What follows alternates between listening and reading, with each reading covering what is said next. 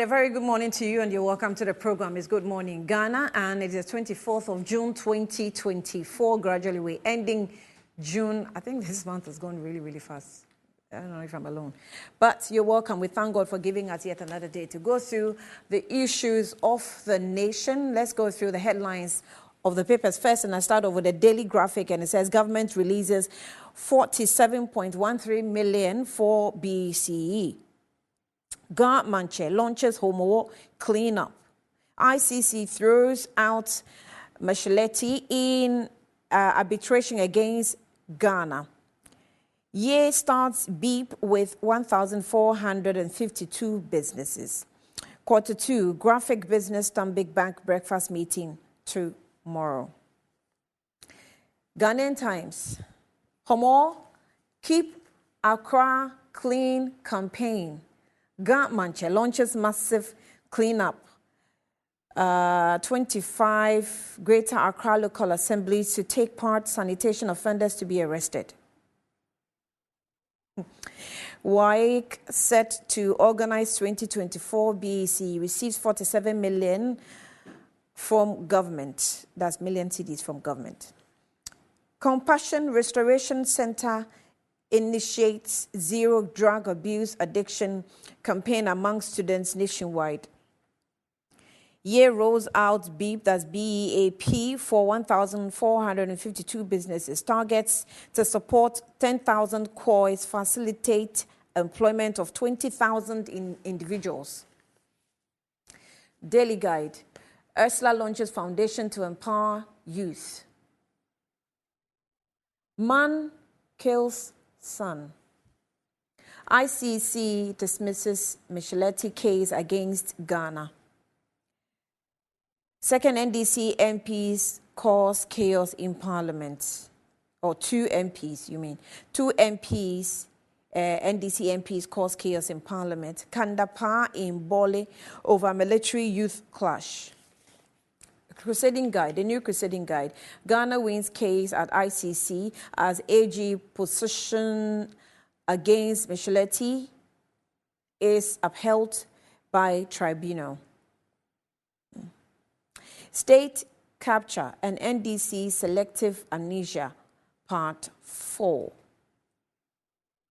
So he writes on the front page of the new Crusading Guide that in 1998, Atohe resigned from Grace Investments, citing fraud against his partner, according to the 2002 SFO IOCO reports. Year starts beep with 1,452 businesses. Manche launches homo cleanup exercise initiative expected to begin July 2. Ghana not in energy crisis, NAPO.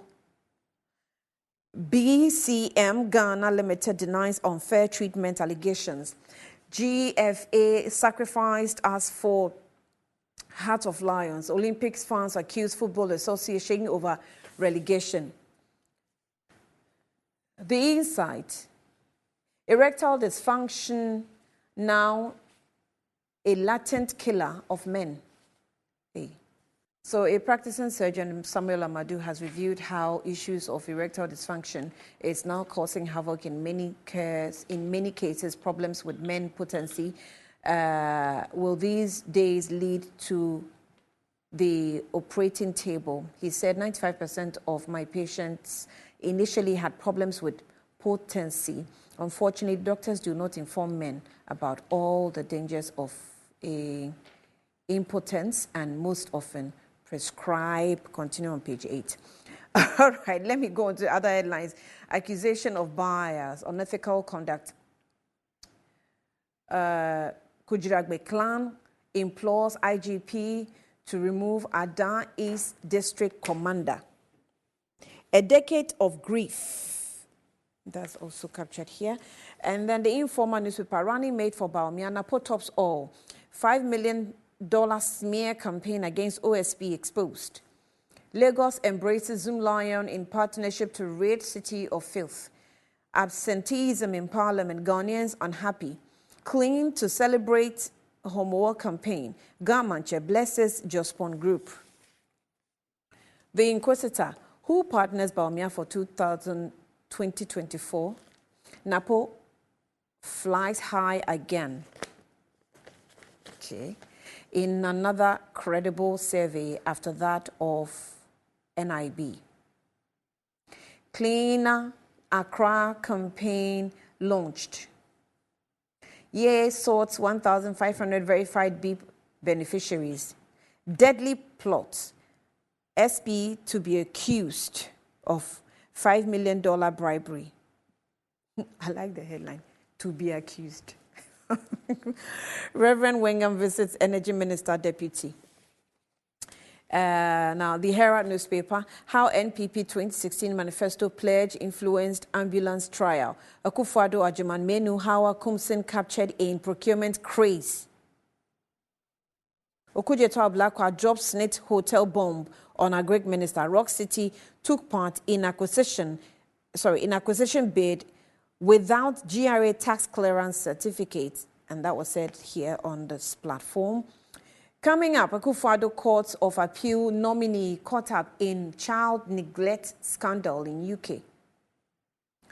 Ye deplores BIP for post-COVID economic recovery, supports 1,452 businesses. Full list on pages 8 and 9.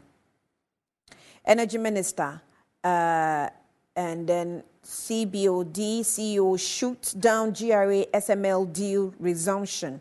Review inferior petroleum revenue monitoring system. The Daily Statesman, government sanitation bylaws must be enforced. NAPO seeks collaboration with traditional religious leaders. Let's use power to serve, Ochihine urges leaders. 452 businesses get year support under BIP. Ursula Foundation to promote development in Ablekuma West. And then government settles student loan payments. The Daily Searchlight. PFJ fails as Akufo-Addo targets Ukraine grain imports. Trouble brews as controller over unpaid allowances, but management pledges to pay arrears shortly. Government leads charge towards a cleaner Accra. Government releases 20 million Ghana cedis for the payment of loans to students. Coming soon, a major financial scandal involving custom GRA tax waivers and Chinese companies. Stay tuned. Alan Cash to launch great transformational plan for Ghana. The Ghanaian publisher, don't be intimidated by anyone, Afari tells Baumia. Government will more cleanup begins July. Ochihine calls for better pay for teachers. Ye launches BIP module. The Custodian. Government starts homework cleanup campaign. Make me president. I have best records as VIP. Baumia urges Ghanaians. I have best records as VIP. Baumia urges Ghanaians. No energy crisis in Ghana. NAPO. The New Finder. Initial 1,452 micro businesses receiving year assistance. Prestige commercial space draws top brands. Timetable for unplanned outages not feasible. Minister. Access Bank Ghana celebrates remarkable growth at 16th AGM. Revival of agric underway. At large-scale farming under EEP makes good progress. Then Daily Post. Daily Post. There's nothing more dangerous to Ghana than an imperial chief justice. Professor Azar on Opuni panel change. Democracy is sustained by patriotic leaders, not unscrupulous ones. Mahama. COVID-19 made many many MPP MPs millionaires, former NPP MP alleges.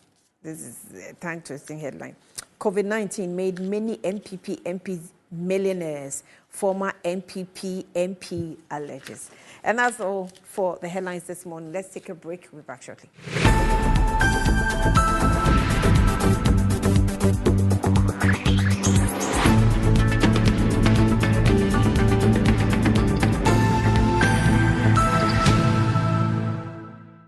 All right, you're welcome back to the program. And I'm already in the studio with Louisa Kwache. She is a member of the NDC Communications team. You're welcome, Louisa. Good morning. Thank you, Annie. Good morning. It's great to have you. Nice it's your first time, right? Yes. So you're welcome. Thank you. You're very welcome, most welcome. All right. Tabitha Ayila. Ayila, the other name was what again? Apianyere. This name, I have to do something about it. Tabitha Apianyere Ayila is also a member of the NPP National Communications team, and she's also here. Thank you for coming as well. Good morning to you. Good morning. And you're welcome. You're welcome. All right. Let me just do a quick one before I come back to you. So if you're looking for an all-round toothpaste for the family, it's Kel 360 toothpaste that's good for the family, approved by the Food and Drugs Authority. It provides you and your family with all-round dental protection throughout the day with freshness. And Kel 360 toothpaste is good for kids, children, adults, and let your family be proud family while you step out by constantly using the Kel 360 toothpaste. It brightens your teeth, prevents cavity, and with its cool mint, gives you fresh breath throughout the day and protects the gum from decaying as well. So for consistency and quality, use Kel 360 toothpaste, a product from Samara Company Limited, producers of Sasso. It's available on all markets and provision shops and malls as well. Contact them on 024-686-4798. Kel 360 toothpaste, happy, smile. And also, lifts and elevators are available on the market if you want to enjoy the fruit of your labor. And as it is important, as enjoying your mansions, you want to use lifts and elevators just in case you cannot or you are unable to use the staircase that you have in your homes. Lifts and elevators have got you covered with the portable American pneumatic vacuum elevators that's available on the market, and also a simple and self-supported elevator, both homes and offices. And guess what? It also can lift your goods as well.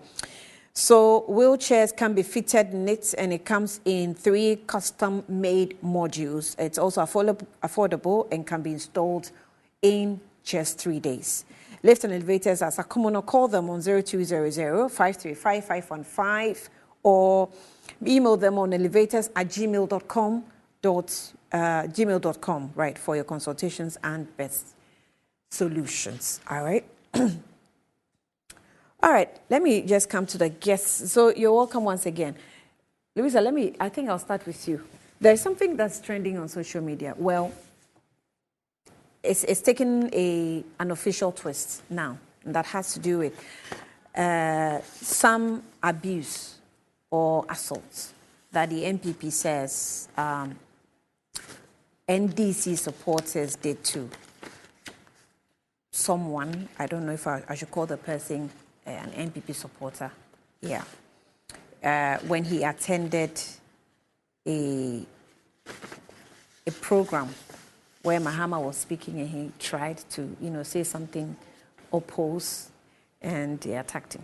So the story says that the New Patriotic Party NPP Communications Director, Richard Ahiagba, has condemned the alleged assault on the students at Christian Service University College by individuals believed to be members of the National Democratic Congress, NDC. I think we have the video. Okay, those are the pictures. But we have the video of the gentleman as well. So the incident occurred during the speech by Mr. Mahama when Nana Boakye, a student, retorted, "Mahama will lose." Now, in a response to remarks directed at Dr. Mahmoud Baumia, the flag bearer of the NPP.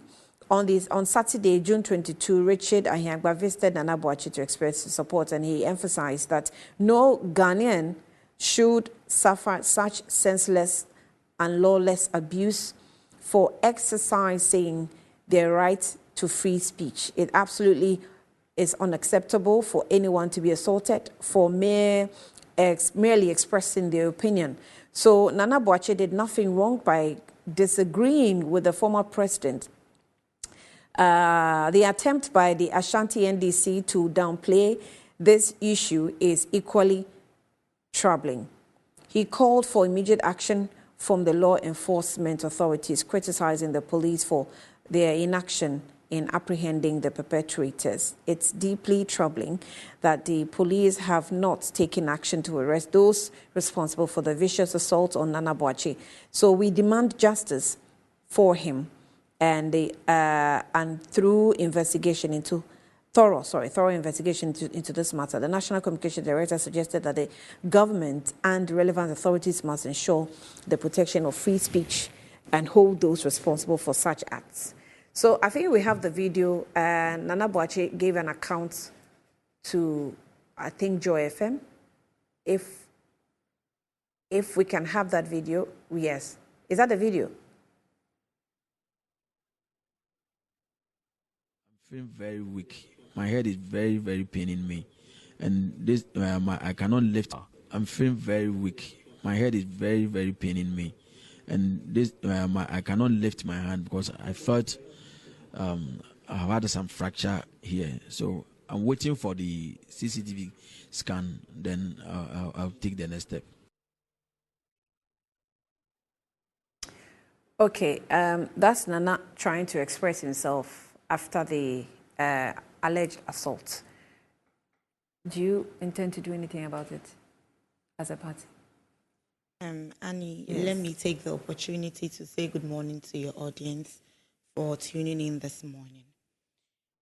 I find it quite amusing that upon everything that is happening after he attended the program, Richard Ahiaba have not found it worth to mention that he shouldn't have found himself in that place in the first place. We have always said that a political party can only give directives to its supporters. But as to how the supporters adhere to the directive is also another dimension. So nobody, let me put this on record, in the NDC have ever said anywhere that whenever you meet an MPP person, assault the person. That has never been the case in our politics. What was the situation under which he claimed to have been assaulted by NDC people? Because I've not seen any video. In fact, yesterday I combed a lot.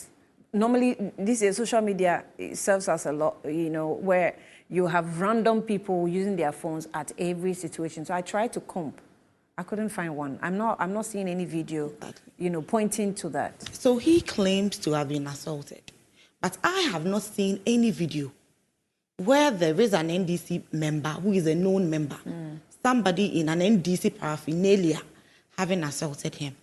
And then what I find amusing again, it's how Richard Ahiaba was very quick to have gone to his aid and grant interviews to tell Ghana police to react without having checked whether his claims are true or not. I always say that evidence is the name of the game. So if you claim to have been assaulted, nobody is stopping any security agency from meting out justice. So if you claim to have been assaulted, Ghana police should have had evidence and would have apprehended people as such. But I want to ask Richard Ahiaba this morning, did he exercise the same swift measures he did when the NDC supporters went to Cantonment Police Station upon the arrest of Nakoyo, something that they said was just an invite, which later became an arrest of a breastfeeding mother? Tear gas was opened on them, some got hurt, and others got asthmatic attacks. Was he quick enough to also tell our security services on what to do? So I want to ask the MPP this morning, is it that when some section of Ghanaians come across as we have been assaulted, even in the face of evidence? We went to Ayawaso West Wogun. The evidence was so glaring. A member of parliament was slapped. Did any MPP member come out openly to say that we're Ghana Police Service to actually take charge and apprehend people? Nobody did any of such. And then somebody comes out to say, make false claims without any proof that they've been assaulted. And I would want to even talk about the grammar of the person. What was the program? It was a program that was being run on a campus. an NDC program as such. So MPP members are having a program, and then an NDC person walks in there. You want to listen. Nobody is stopping you from listening to any public lecture. But let's all be decorous. Under the circumstances he's claiming to have been assaulted, why shout and try to cause chaos in an environment nobody has asked for your opinion? That notwithstanding, whatever the MPP is doing, I feel that this is a calculated effort to actually take attention off the hands of our hotels, calculated efforts to take attention off the economic hardship we are going through, calculated efforts to actually take us off the failed promises the MPP have given us some few months to election and try to make it look as if it is an election period of assault. So that whatever gimmicks and tactics they want to employ to actually impede on the rights of NDC members and the ordinary Ghanaian, we would want to see it as an equalization measure. But we would want to tell the MPP this morning that no amount of fear they want to instill in the country, whereas there is none. Because once there is no evidence to that effect, I say that it is a calculated attempt. It is made up stories just to distort the peace we are having in this country. So I'd want to say that wherever he is, I am sorry as a Ghanaian, wherever he got his fracture, as he calls it, this fracture, CCTV camera result he wants to see, I pray that whatever CCTV camera result he wants to see may come out clean and may he be okay. But moving into election 2024, no amount of gimmicks would intimidate the NDC and the ordinary Ghanaian from actually voting on 7 December. Tabitha, it actually appeared to some people as gimmicks. And the gentleman created a lot of humor for people who thought that, why is this gentleman saying he's been assaulted? We haven't seen any videos.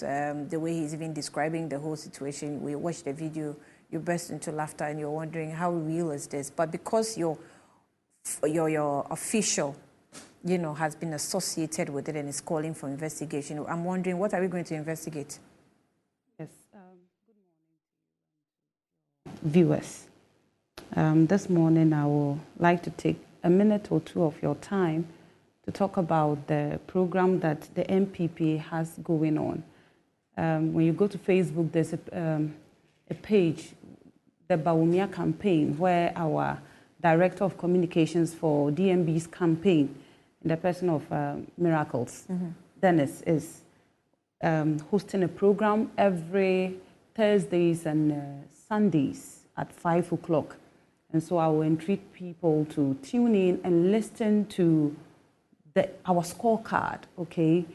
Because I have always maintained that these elections that we are going in, we should go strictly by the scorecard, because Ghanaians deserve better. And Ghanaians deserve to pick a party that is determined on delivering on their policies and their campaign messages. They shouldn't make a mistake of taking any political party that, one, doesn't have a campaign message, two, doesn't even know how to implement policies to even begin with. They should pay attention to political parties that are present on policies, political party that is talking about how to make Ghana better. And I can tell you, so far, in this 2024, the MPP stands tall. The MPP is showing propaganda and is focusing on campaign and is focusing on espousing their, the policies that they have for Ghanaians. And I think that is where Ghanaians should concentrate. All this heat waves coming from whoever is interested in disrupting whatever we are supposed to do this year, we are still focused and we are maintaining the fact that Ghanaians should still look at a political party that is ready to debate, political party that is ready to explain their policies that they have for them. We should not be distracted. We should never be distracted. I always say, going into this election, I have seen that the NDC so far is only interested in blowing hot air.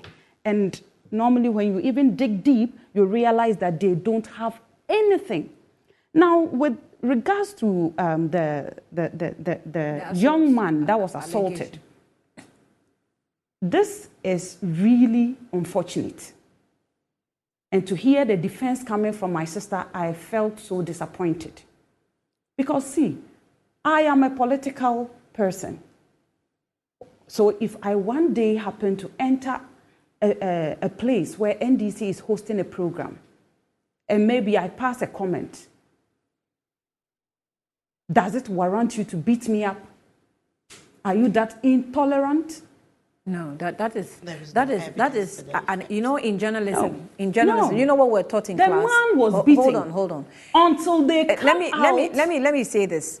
This thing they teach us in classroom, not even you learn on the job. They teach us in the classroom that you make sure as a journalist you live to tell the story. Yes. That is in a way trying to tell you that as much as you're hungry for the story, you also need to keep your safety measures apt so that you live to tell the story. So you don't go into a politically charged environment and try to throw in words that would provoke someone. Are you saying we should be afraid in this country? No. That is not the kind of governance this party or this government is interested in encouraging. People have the right to express their views. I even saw a video where Mahama was telling the man who beat the said young man up that he should come to his office and see him. He deserves to be rewarded. Oh, come on. No, I saw a video. There was a video trending. Send me the link. Yes. Send me the link of that video. I saw the video where he was telling a young... For now, it's an allegation. I haven't seen that video. No, I have seen it. You send me the link. I'm looking for the video where the young man went to Mahama when he was about entering his car. Which young man? The man who beat up the young man. He came to So him. you know the person that beats the young man? Oh no, because that is that's the message I'm getting. I'm only telling you what I have. No, you say that the man who beat the gentleman. From the reports I read, they said that, and I heard the former, president telling a young man that, come and see me. I'll be in my office. Come to me. Come and see me. You deserve an award. Tawita, you're being dramatic. No, I'm not being dramatic. I'm trying to look for that video. I don't know where I saw it. I saw it on somebody's platform on Facebook. And Mahama was telling the young man. Okay, so if Mahama was telling, if Mahama was telling someone to come and see him in his office, how do you relate it to the assault or the beatings? No, that was the message that it carried. The message was that the young man who allegedly beat up the other young man, went to escort the former president. And as he was entering his car, he said, "Come to my office." To be rewarded for beating the young man. Did he say that? That you deserve a reward. For beating someone. For what? For what? That's why I'm telling you that those who were there reported that this is the man who beat up the other young man. Okay, so you don't know for a fact? No, but this is what I had. And I'm still looking for the video. When I see it, I'll give it to you. And you can equally play it as you've been playing other videos here. I think it will help. And to hear her say that because it was a political event and you are not part, you are not supposed to go there, what was he doing there? He has every right to go there. If you are a political party that is intolerant, I think it is time for you to sit down and work on that. You need to be able to tolerate other people's presence. You need to be able. If not, how are you going to rule Ghana? May God forbid that thought that you ever come into power. Are you saying that anybody that is against you, that is how you are going to treat the person? We should be asking ourselves these hard questions. And I think that... What shows that the people who did the assaults, the alleged assaults, what shows they are NDC supporters? She said that it was a program that was organized on campus by NDC people. Yes, but it doesn't matter. What shows those who beat the guy are NDC supporters? Oh, okay. So what doesn't show? Everything shows. He went to an event, and if I am an MPP person and I'm there, the normal thing I would do is that if I hear somebody hooting or booing or whatever at the JDM, I will also follow and do same, because we are opposing each other here. You know, you can oppose Dr. Bawumia, but not necessarily be an NDC supporter. No. You remember the president, Nana Addo Dankwa Akufo-Addo, graced an occasion, and some young people decided to hoot at him. And this thing went on, and our investigations revealed that it was a mastermind. It was something that people planned to do. That anytime he has an event, they will go and hoot at him. Unfortunately, that behavior, or should I say, fortunately, they stopped that behavior. But we didn't hear anybody assaulting anybody. We were in this country when we saw videos of people hooting at the president. Nobody beat up anybody. Even currently, you know, the V is currently at London, UK, organizing an event, a political event. And I heard on other platforms where they were saying that they were planning a demo against him, VIP. Now, they went there. I even have the video here. They went to the venue. By the end of the day, it became laughter because of the way our people handled the demonstrators. Things did not escalate. You know, people left there smiling. You know, and even the number of people that turned up to even come for the demo was even, I heard there were a few of them, about 9 or 10. This is a political party that is tolerant. I'm saying that. You understand? We have said many times. Because we outnumbered them at the venue. We've said many times that when people engage in violent acts, they try to hide under the cloak of political parties. Sure. And as much as possible, when you know someone who has committed a crime, handle the person as a human being that has committed a crime, as a national that has committed a crime. Associating political parties doesn't do us any good. In fact, it worsens our situation. So if we know, like you're saying, you've seen videos of former president asking a gentleman to come to his office for a reward. I'm looking for that for a reward due to that. I think the first thing you should have done was to forward that video to the police. Because you are to the police? Yes, because you are a political party that is seeking for investigation, right? You're following up. You want the right thing to be done. I think they are still gathering evidence. But that video is not enough evidence. You know, this particular topic you just brought up, I didn't have enough time to do proper research. That is why I'm telling you that I saw a video in person. If I had this information earlier, I would have kept that video just to buttress on my point. Okay. So for now, I just want you to be aware that there's a video going round on Facebook where the former president told a young man reportedly to be the one that beat up the other young man, that he should come and see him at his office. I'm not saying that this is a material that is mine. I saw it in person, and so I can gather that evidence for you. I don't have a problem with that.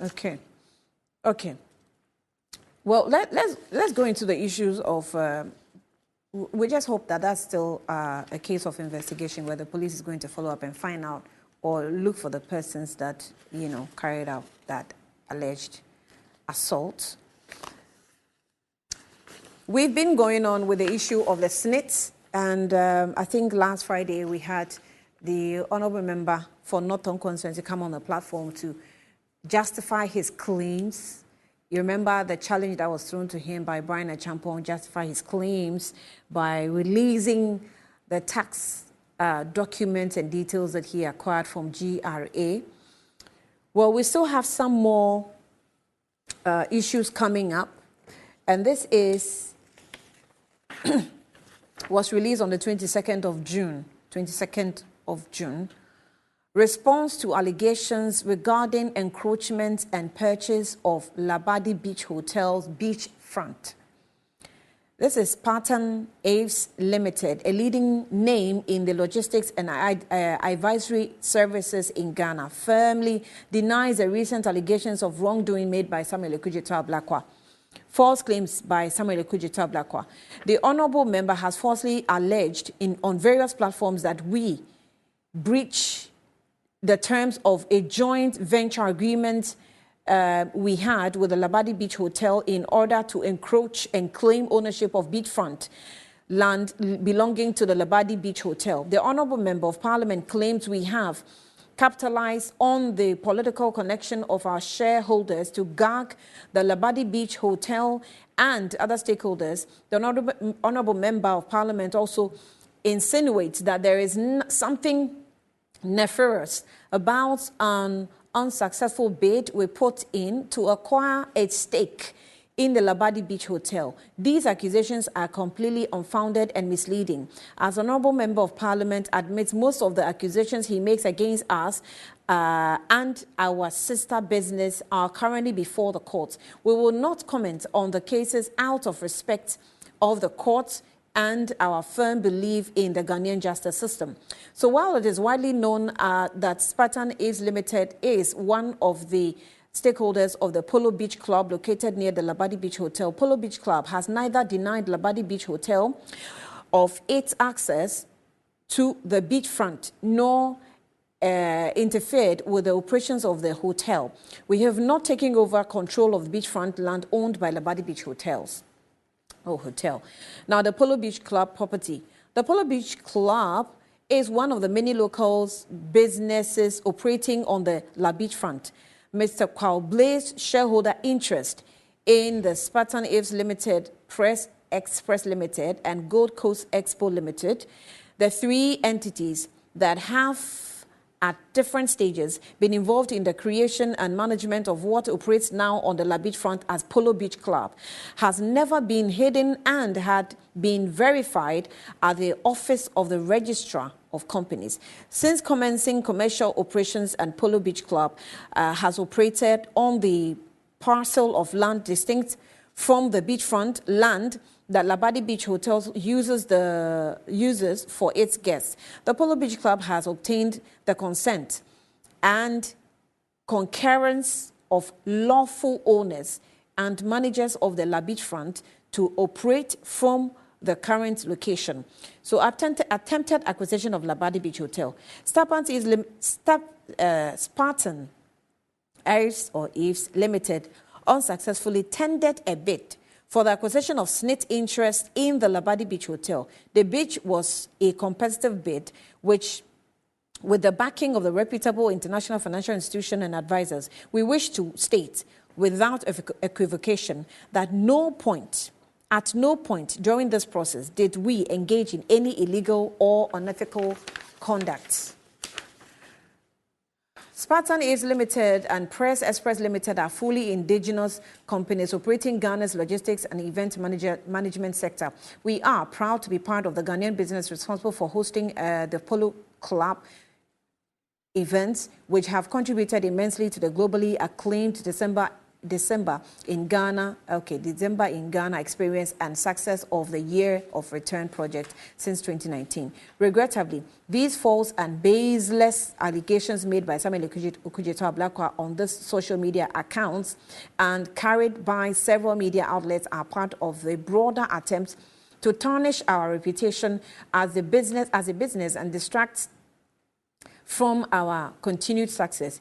We are confident that the truth will prevail and that our company will be exonerated from these baseless claims. We urge the public and our stakeholders not to be swayed by these unfounded accusations and trust in the legal process. Spartan AFs Limited remains committed to delivering exceptional services to uphold our values, honesty, respect, and accountability, and circulation to all media houses. This was released on Saturday, right after Honorable Ablakwa had come on the platform to, make some more revelations as a response to Brian Achampon's claims. So remember that in the claims he reviewed the tax correspondence of the Rock City Hotel, and then also claimed that at the time that Brian Achampon had gone to bid, he didn't have tax clearance certificates before he bidded, according to the tax documents that he revealed on the platform last week. If we have time, we can play some of the excerpts of the video for you to appreciate what Ablakwa said on the platform. Now, still on the SNIT hotels, Akufo-Addo meets organized labor on June 25. So In the wake of the hands off our hotel demonstration, President Akufo-Addo has scheduled a meeting with the organized labor on Tuesday, June 25, 2024, to address a contentious sale of SSNIT hotels. Now, this development was disclosed by North Thorn Member of Parliament on Saturday, during an interview on Saturday, June 22. So, organized labor has informed me.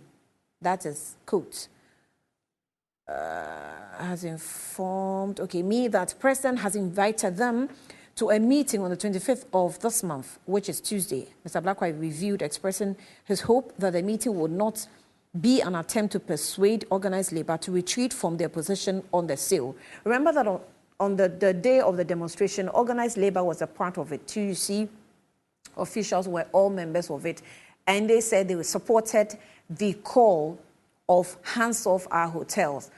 Already there's been some challenges thrown in there that you have been on the board, decisions were being taken and you didn't, call against it.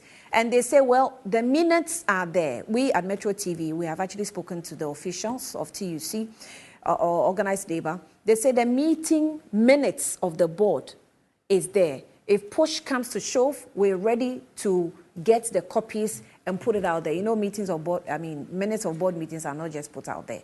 So maybe as we pursue this matter, it might get to a point where the minutes of the board will have to be, put out to prove that indeed organized labor kicked against the proposal once it was put out by SSNIT. All right. I think that's just a summary. But remember that the matter is still with charge, and so the substantive of the issues we know. But with some of the issues that are already in the media we're discussing, I'll give you. Louisa, I'll start with you.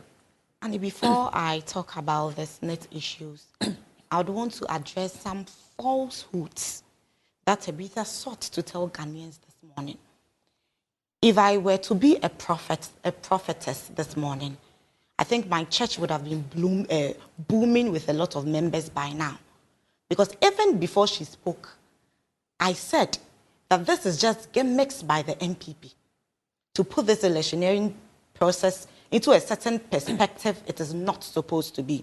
And now she sits here and tells us that there is a video circulating that President Mahama is actually telling somebody to come for a reward, and the said individual is the person who beat up their supposed TESCON member. I'd want to say it is false, and let me send this signal to the NPP.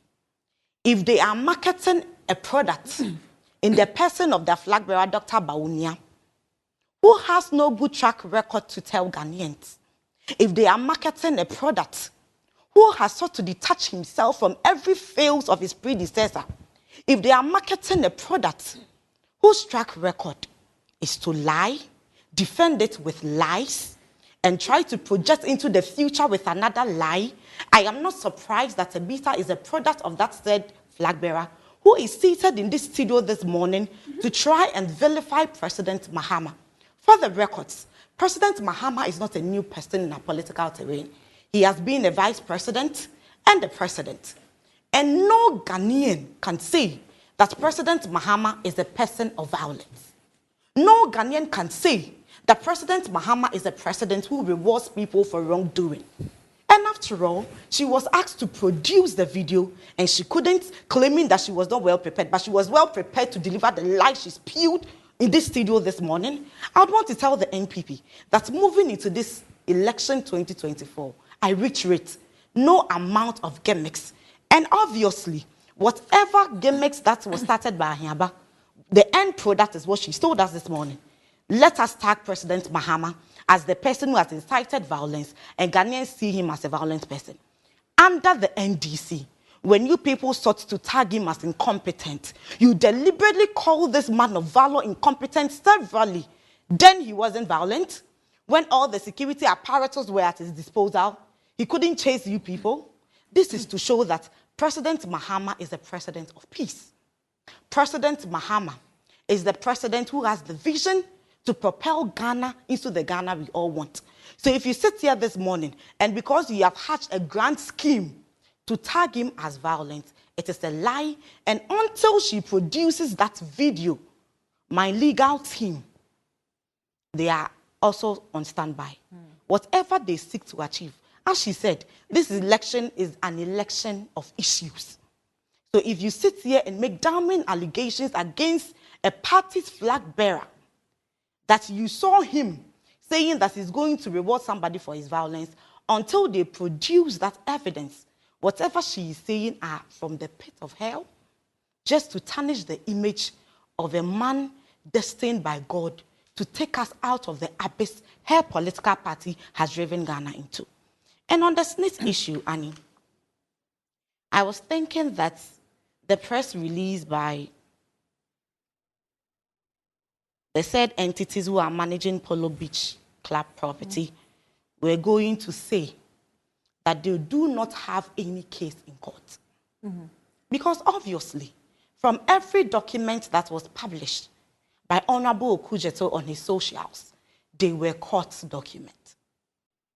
The father of the said entity, who is a shareholder in their properties, Carl Blay, came out to say that he doesn't know how the said MP, Honorable Okujeto, got hold of the documents. He couldn't rubbish the whole claim that there is no case pending in court that has to do with Labadi Beach and these said entities.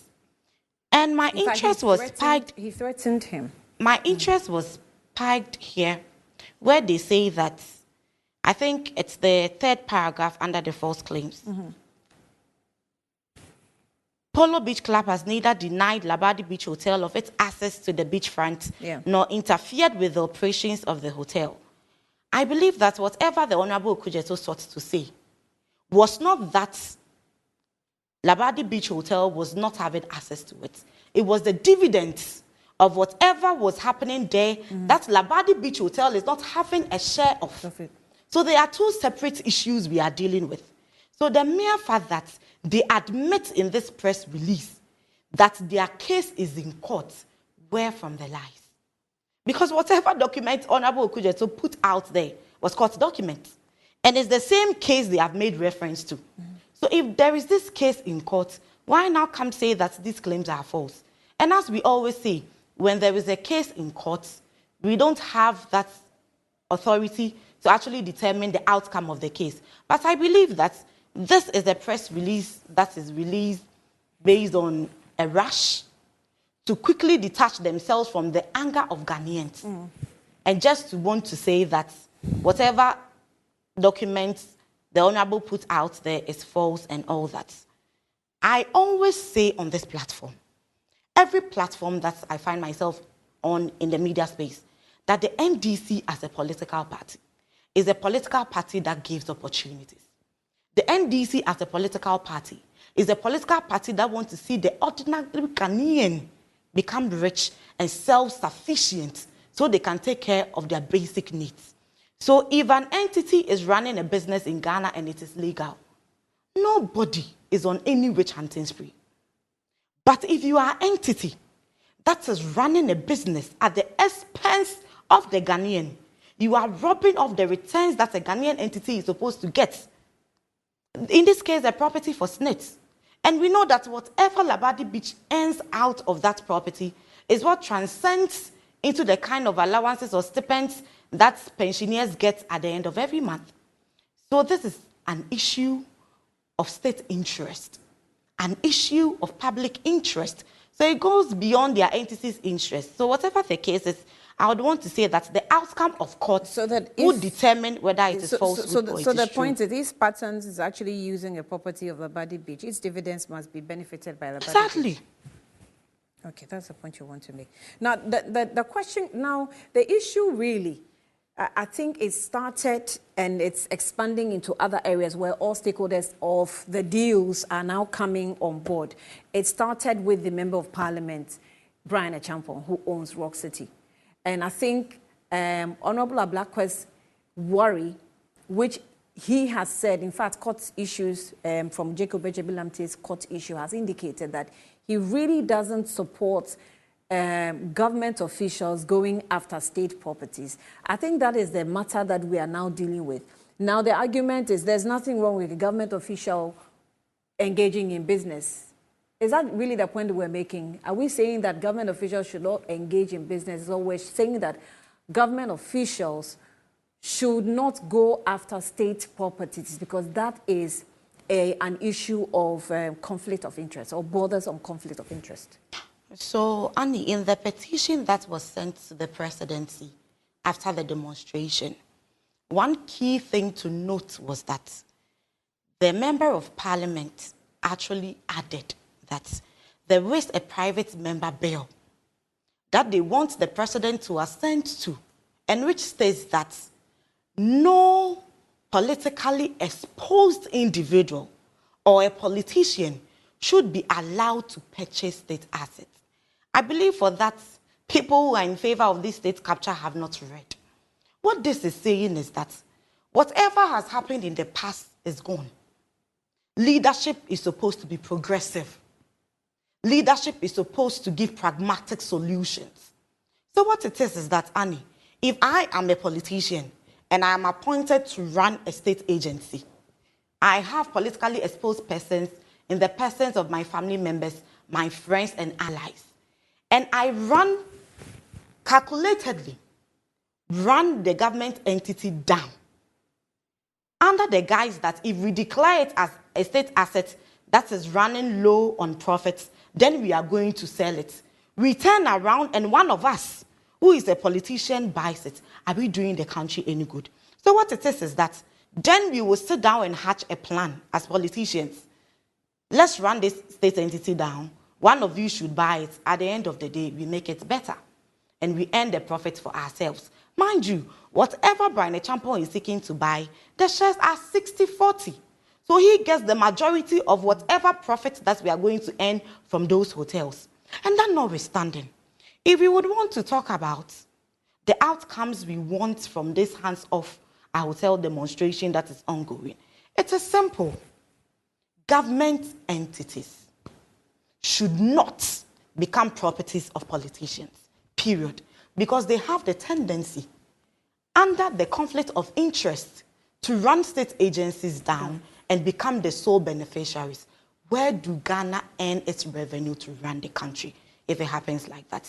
So progressively, what the member of parliament and people who are in support with whatever bill that is going to be put before parliament and eventually sent to the president to assent to is that politicians, politically exposed persons, should not be made to buy state assets.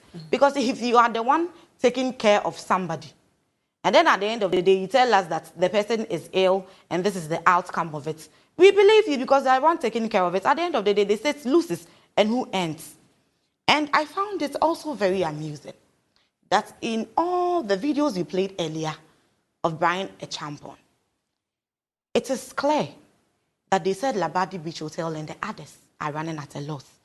Now, evidence on the face of documents is telling us that even in the year 2023, they made profits and paid taxes. Labadi Beach. Exactly.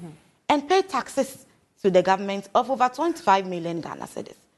So it means that the said entity is not running at a loss.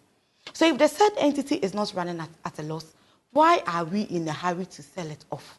And Brian Echampo, the person who wants to buy it, I looked at his posture in the video that you played this morning. And his posture is telling me that if you have nothing to hide, let evidence be the name of the game. I've been reiterating this phrase all along this morning.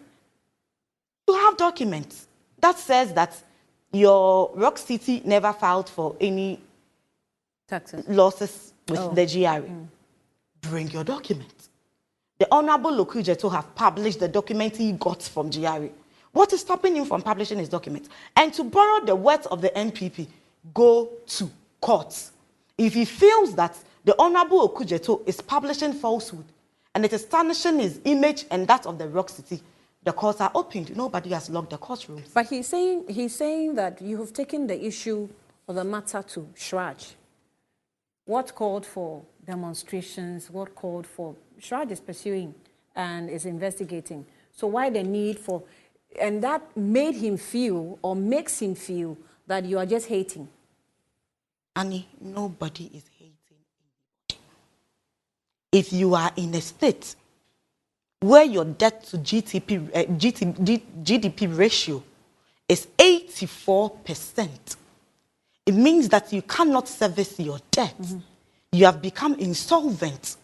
Whichever revenue stream that you have, you would want to protect it. If you are in a nation where your pensioners are having haircuts tomorrow, the next day what will happen? The future of the ordinary Ghanaian who is of the age of pension cannot be determined. So therefore, Annie, if we go on the streets to demonstrate, it is our right as a people.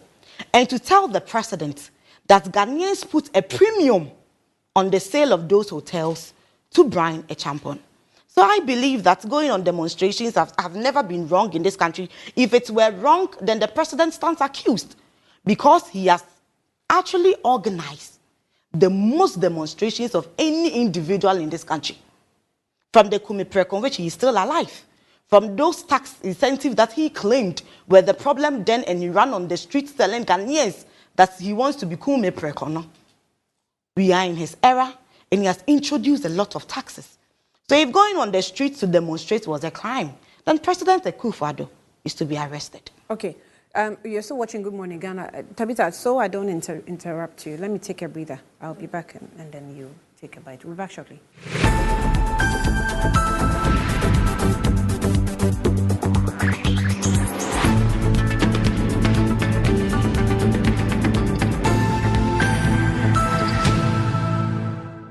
Come back into the studio. I am still with Louisa Kwache, a member of the NDC communications team, and also Tabitha Ayila, who is also a member of the NPP.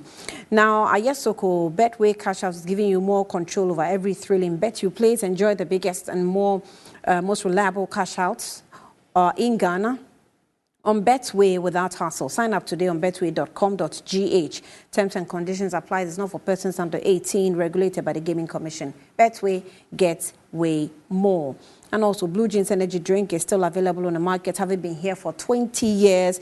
You already know what it does for the body. It contains vitamins like vitamin B2, B3, B6, B12, as well as taurine and guarana, which are known to boost your strength and energy as well as promote the high performance and endurance. Blue Jeans Energy Drink has been tried and tested and is also indeed best on the market. So it is in shops nationwide. Contact Budget Cash and Carry Limited on 0208 128 190 or 055 001 0000.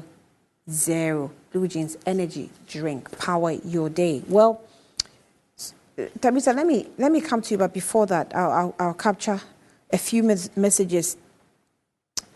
Eben from Kwabinya says that the most graceful and waste of time government ever happened to Ghana is the NPP-led administration with its incompetence, Nanado and Baumia. Never again, you say, and greetings to Louisa and Elik Prim Kurugu as well of Dom Kwabinya.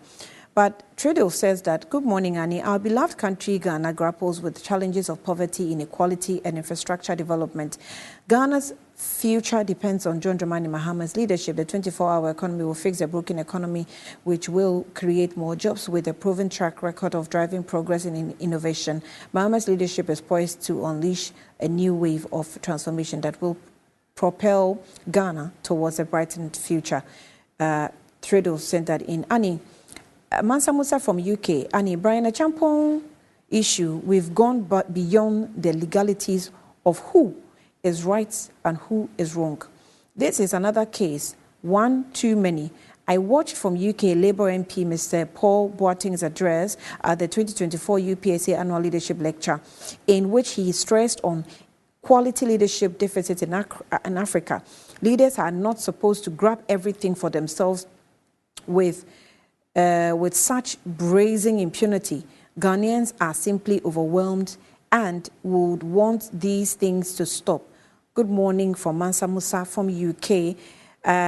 Samuel Brian Boabing says that, Annie, state capture, really, that's quite rich coming from members of the NDC who sold the Tamale Catering Rest House to their brother-in-law, Alhaji Hudu Yahya, and the Ninahin bauxite deposits to Ibrahim Mahama Exton Cubic after Ghanaians rejected him. Oh, Brian, are you sure of what you're saying? So he who comes to equity must come with clean hands. Brian Boabing, some of these are allegations, Brian, and I'm yet to prove them anyway, but thank you.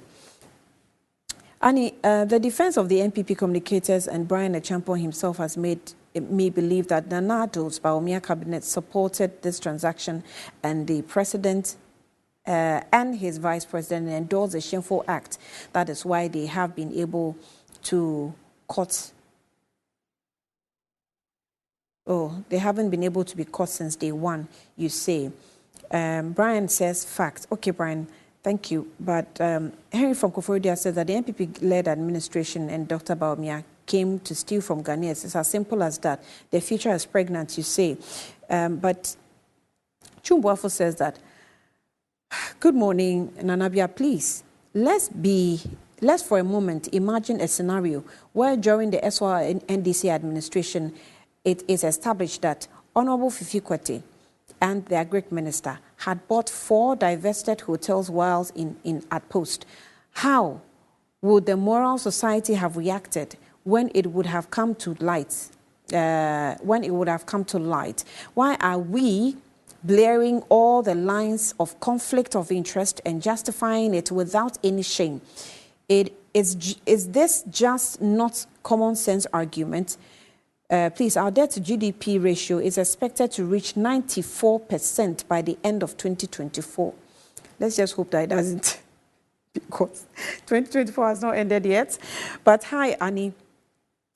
This whole purchase of Snit Hotels with the new revelation of Blaze equally bidding for same as reviewed by Honorable Ablakwa, indeed, from my own observation, it shows there is a very long arm of precedent equally part of the interested parties, but preferred to use the face of Brian Achampong via Rock City just to cover the 80-year-old president's face.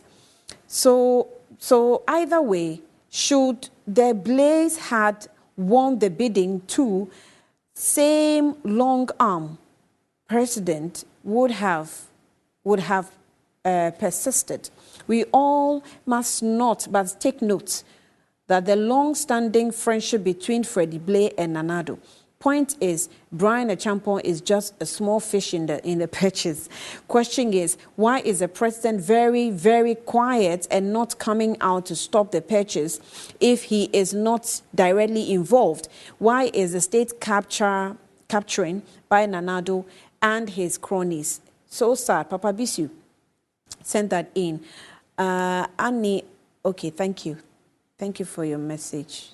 Alfred Ogbami says that, Annie, fact is that there is no video as falsely claimed by the NPP rep. Indeed, the video they are spreading is fake in the sense that it wasn't a video taken on that day or at the said event. In fact, I almost asked if there was any video, similar video looking like that, being trended on social media. Please take note that former President Mahama wasn't even in the attire in that video they are spreading with a claim that it was shot on the day in question.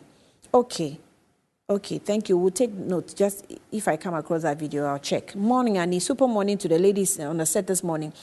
Annie, what's killing the NPP today is the fact that they believe the lie. They believe the lie they told many times. We have the men. It is obvious they don't understand how humanity works. So to understand how society works, one must know humanity. To know how society works, you must understand how their men relate to their women. 95% has to be male in regards to the running male mate slots. And this is a problem. The zoo is without its enclosures. So God has to intervene. Something must give. Gilberta, thank you for that. MFA says that please ask the NDC MPP lady, was she in particular is her position? Sorry, let me capture it again. So please ask the NPP lady what she, in particular, her position on the death of the people in Techiman during the 2020 election. So what's her position there? Okay, you're asking. Anthony says that the NPP lady, okay, you mentioned the word, I'm not going to read it. According to Mr. Blay, logically, with regards to SNIT, the comment means that because we have given them the opportunity to rule the country, they will do as they please, regardless of what the citizens say. Carlos from Odododio says so. Thank you, Carlos. Good morning, Annie. This is a deliberate ploy to score cheap political points from the communication director and the extension, the MPP. In any case, let us take a critical look at how the victim's alleged bruise was dressed up. Which nurse will put a plaster on top of a medicated bandage. David Edu from Tema West sent it in. Okay, more messages, but let me give the chance to Tabitha to also join in the discussion. Tabitha. Yes. Tabitha, my question, I don't know, but of the observation is, I am a party in government. Or I'm not even in government. Let's just say that I'm not in government, all right? But I am a part of the administration or the political party that's in administration. And I am seeing something go wrong. And I have a certain level of expertise. I'm sure that La Palm, the last time I went to La Palm, I saw how La Palm was going down. It scared me. It was almost like a white elephant. I don't know, I've forgotten what I went there for, but I think it was one of these media programs. And after the program, we walked around the hotel, and it was scary to me. And this was years ago. This was about 4 years ago. And I'm thinking, okay, I have an expertise. I'm running Rock City, or any hotel for that matter. And I'm seeing La Palm. And I know that it's a taxpayer's property, right? But I have an association or a relationship with the government, and I can suggest that, oh, we can do ABCD to La Palm and we'll survive. And I don't do it. And I come into office as minister just to realize that I already put in a bit to even buy when I saw it being run down or I saw it going down. And I now want to be the owner. I just want to buy because you can't run it, but I know how to run it. Yes, I'm a part of the political party and a part of the government. What is the logic in this? Okay. Before I touch on this issue, I don't want to deviate some of the things that she earlier on stated. I realized she was trying to whitewash her candidate, the tried and failed candidate. And Ghanaians are not new to who he is. They have tasted his 4 years and they know who he was. The truth is that he is not really bringing anything new on board. And so I will take you back to a research that was done by Prof. Smart. And from the research, they said about 25 or 26 Ghanaians, percent of the people they surveyed were still undecisive. They still were not clear on which candidate to pick. And so I would like to use this opportunity to advise my sister that when she is hyping her candidate, she should be moderate, because her candidate told Ghanaians that I have a dead goat syndrome. That is what he told Ghanaians when Ghanaians were in hardship. And so there is nothing that they can do to him that will get to him. This is his candidate. This is her candidate. Her candidate clearly told Ghanaians that we cannot continue to pay allowances for nurses and teachers. This is her candidate who told Ghanaians and made sure that he upheld about 3 years' salaries of teachers who were posted. This is her candidate and her scorecard. Even in the face of difficulties, this government is still shouldering these financial obligations. That is not a joke. The government is what? Shouldering all these financial obligations. We are paying nurses their allowances. And we are still sponsoring a lot of state institutions. This government, in the face of all these challenges, we are still championing policies. The nurses' allowance was supposed to be replaced by something. Yes. What was that? What was it? What was that? I don't know. What was it? What was good? You are giving certain information. Yes, and the information I'm giving is valid. I'm expecting you to have the full circle facts. No, I will talk about the facts that I want to bring to bear. No, the fact is that your fact does not necessarily represent the truth. So I'm saying so is it not true that in fact, my they fact are doesn't paying? even represent the truth. I'm saying that once you decide to bring out certain information, bring out the full 360 That's what I'm saying, that the full truth is that they are still paying their allowances, true or false? They are. And so this is the government that has shown commitment that even in the face of difficulties, we are going to do what we say we will do, because it was part of our manifesto. We didn't get midpoint where there is COVID, where there is difficulty, and we told the people that we will not pay you. But there was a government that came and made sure that teachers were not paid 3 years of their salaries. Okay. So let me now go back. Hold on. Let me go back to Mr. Hiagba. Let me go back to Mr. Hiagba that she was trying to run down his name. We have all known. So let's go to the SNIT issue, and then I'll come back to I will go back to the SNIT issue. But you see, she was throwing a lot of dirt on my director of communication, national, the person of Mr. Richard Hiagba. Mr. Richard has been a gentleman so far. When you compare his communication skills and the way he has presented himself to Ghanaians and represented the party and country, he has done so well so far. I have never seen him attack any individual. He has always been out there sorting truth and making sure that he sets record straight. This is a gentleman. I will not sit here and see her run his name down the mud. And so please, if you don't know him, go and do your research. No precedent. Another thing,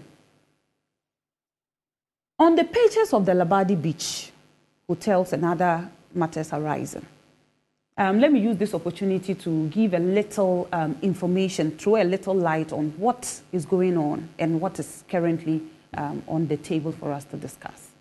You see, from the get-go, I have made mention that all Ablakwa sought to do is to distort, is to cause a lot of noise, is to run the emotions of Ghanaians high, to divert their attention from issues-based politics to mere gimmick, mere propaganda.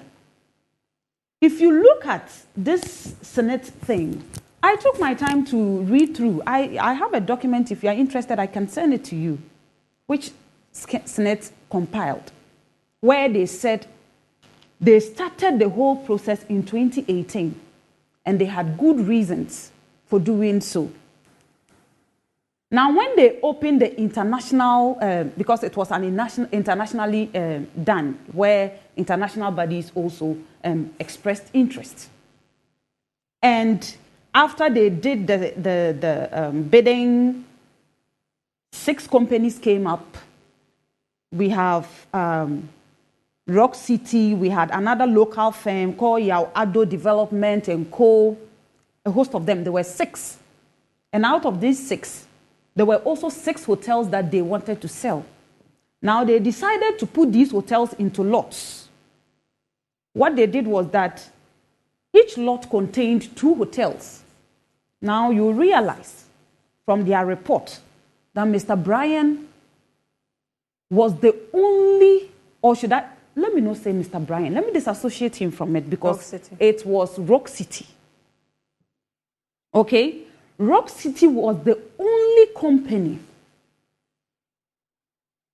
that had the highest bid, to the extent that they were even bidding with a margin of more than 10 million US dollars on the purchase of these hotels. If you look at the amount that the other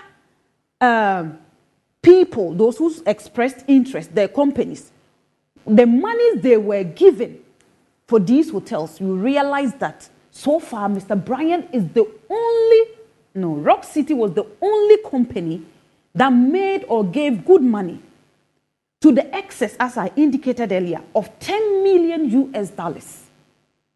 And that is why they came tops. That is why they were the preferred company. It wasn't based on merit. It wasn't based on the fact that Mr. Bryan has something to do with Rock City. It was based on the fact that he was the highest bidder and the margin was huge. 10 million US dollars is a lot of money. Now, I took the pain to find out why they decided to sell these hotels. And I realized that they took their time and did a 14 years, to find out so far how they are faring. And they realized that La Palm Beach Hotel, for the past 14 years, has only made profits in 3 years. And even with the profit, they are not able to pay any dividends to Senate. Then I went to Elmina.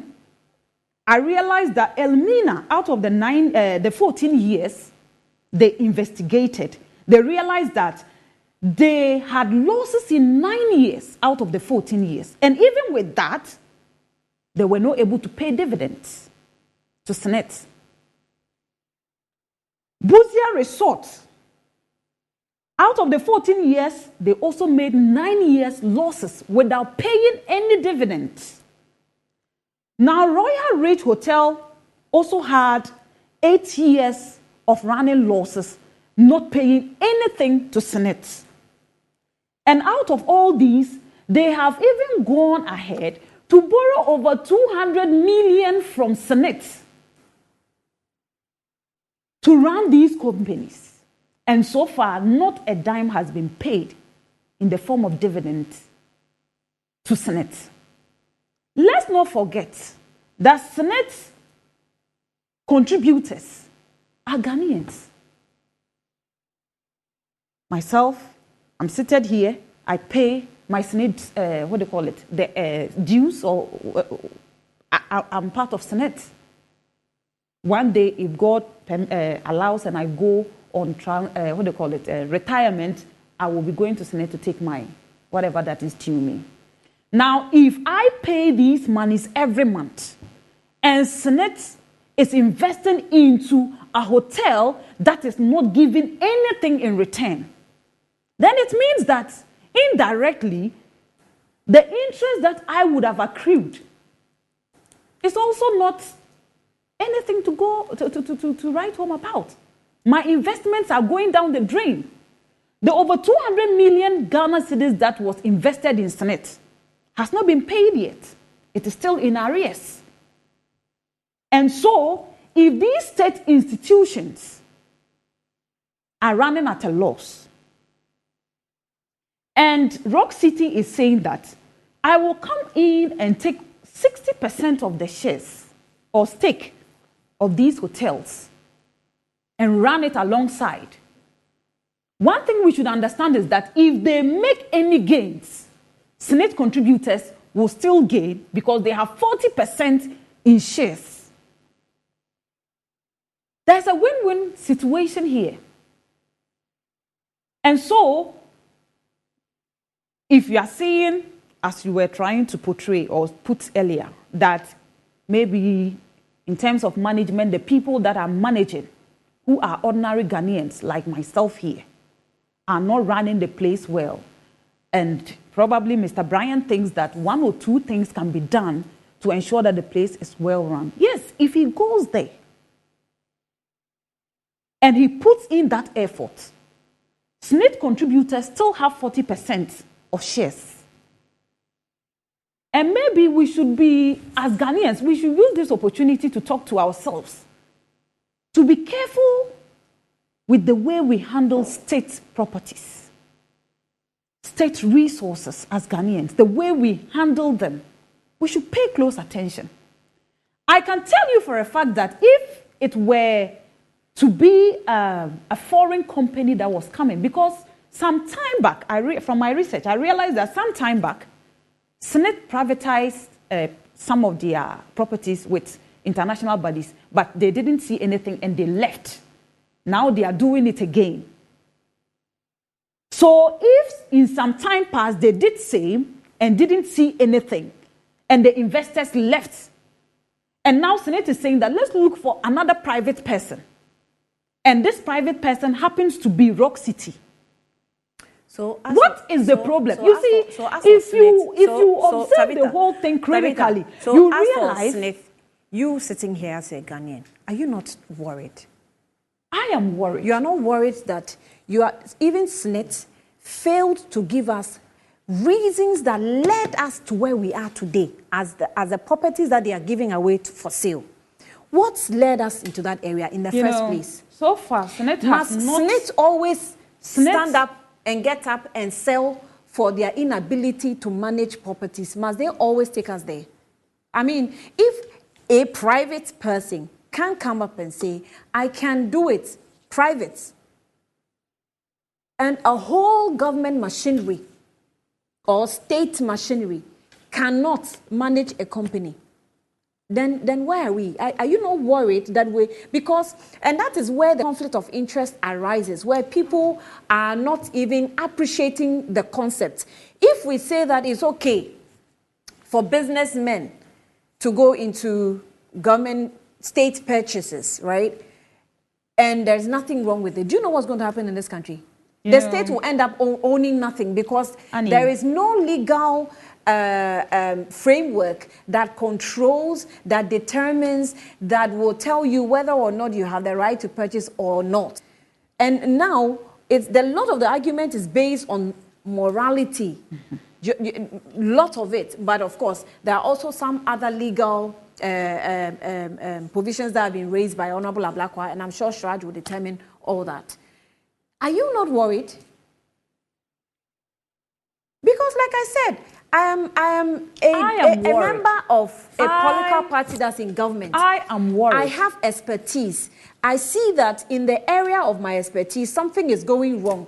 I can pitch to government. Oh, Nanado, I think I can support or help you in this area because something is happening here. And maybe Nanado says, no, okay, then I'll buy it and do it. Is that what's happening? That is not what is happening. That is why I said the problem here is because it is Rock City. Because as I indicated earlier, they have ever privatized the hotels. And the private person couldn't manage and left. Okay? And you see, there's a political twist to all these things, this thing that is going on. The political twist is that, and I will keep saying it, is because Brian is the one that owns Rock City. That is just the problem. So this is all about Brian? No, that is what it is all about. Because if Senate has ever privatized, and a private person came in, managed and couldn't, and left, and this time around, they decided to do the same thing again. Foreign companies came, they did the valuation and everything, they put in their bid, Brian too did same, or Rock City did same, and as I indicated, he was the only person who was given a better offer. A better offer that's not it's not the only requirement. You see, it for is you not to win unlawful. a bid. I'm not saying it's unlawful, but I'm just saying that. So what is the problem here? No, for the correction, I just want. So what is the problem here? If it is not unlawful, what is the problem? For viewers that are watching, you know, this is all what we call political gimmicks. Your best bidding, your best bidding or the cost or the payment is not the only requirement for winning a bid. So let's not put out the information as it is not the only requirement. But as a business person, and remember that Ablakwa has said it on this platform that you didn't have a tax certificate clearance at the point of bidding. And so, on what basis? I remember at the point Randy of bidding, at that point even asked the question. So are you saying that at this point in time, he didn't have the tax certificates, and so how did he actually win the bidding? You see, people are distorting the facts. They will just put it out there without being so specific. Which year did he do the bidding, and which year is it that he did not submit his tax returns? That is the question. And I would love to hear him give a response to this question. When did he put in the bid? And when was it due for him to have his tax clearance that he didn't have? These questions must be answered. Because from what I heard from Mr. Bryan himself, he said that it is only 2023 that he did not submit his tax clearance. It is only 2023. And even with the 2023, the deadline is not yet up. And that the records are there. They should go and check. I am not saying that... Listen to the 2022. Which 2022? Then it means you didn't listen to the full submission. Full submission? You didn't listen to the full submission of Ablakwa on screen. Did you listen to the tax clearance situation in 2022 and what happened in 2023? Are you sure you listened? I don't have a lot of time, so I don't want to call for the video, but I want us to play the video. I did and to some extent. And the information you got is that he only didn't... I did to some extent. Okay. You see, so far, all that I'm saying it from what the man himself, Mr. Bryan, said. And he said, so far it is only 2023 that he has not filed. And even that one, according to him, even that one, the time is not yet up for submission, as at the time he was making that video. And so I stand by what he says, because I'm not Rock City. And I don't have all the documents that they have. But from what he is saying, I am going to stand on what he said and say it here again, that according to Bryan, he says that they have filed all their tax returns, and the only year that has not been filed is 2023. So let me read this to you for the purposes of time. So the Member of Parliament for Northern Constituency, Samuel Ablakwa, submitted a right to information RTA application to the Social Security and National Insurance Trust, SNIT, seeking information on Rock City's tax revenue authority, GRA tax clearance certificates. According to the Mr. Ablakwa, Rock City Hotel, owned by Ghana's Minister for Food and Agriculture, Brian Achampong, failed to file its tax returns for 2021-2022 when it participated in the bid to acquire a 60% of stake in the 4 SNIT-owned hotel. He argued that this contravenes the provisions of the Income Tax Act 2015, Act 896, as well as SNIT's pre-qualification criteria.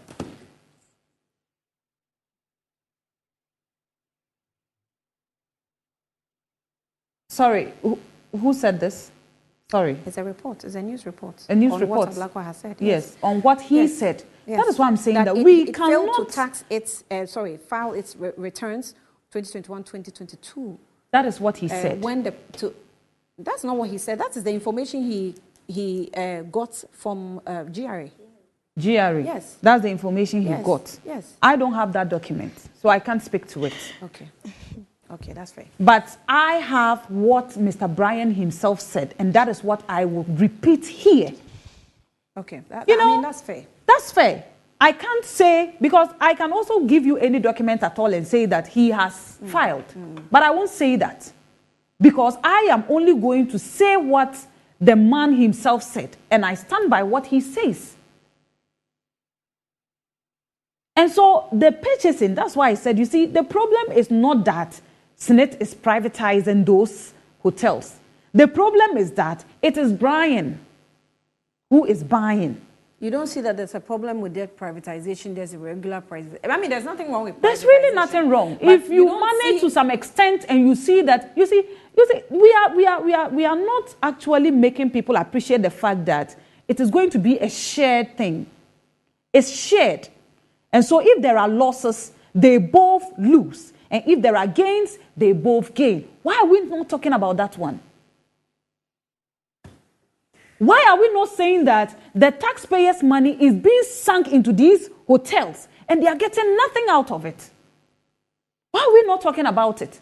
Why are we not saying that when there's a shared, if these hotels are being shared, there is also a shared, the tendency that they will be sharing their losses too is there.